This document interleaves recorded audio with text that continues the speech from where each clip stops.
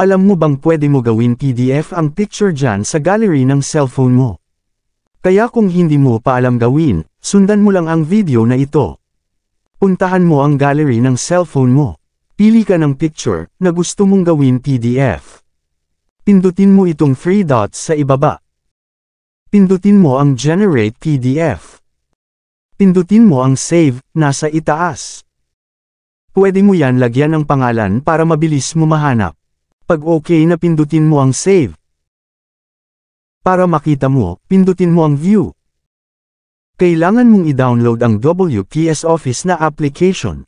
Available ito sa Play Store, para ma-open mo ang mga katulad nito na naka-PDF. Kapag na-send mo yan sa kaibigan mo, ganito na magiging itsura niya, naka-PDF na siya. Siyempre, kung nagustuhan mo ang video na ito, huwag mong kalimutan mag-follow at i-share mo na rin ang video na ito.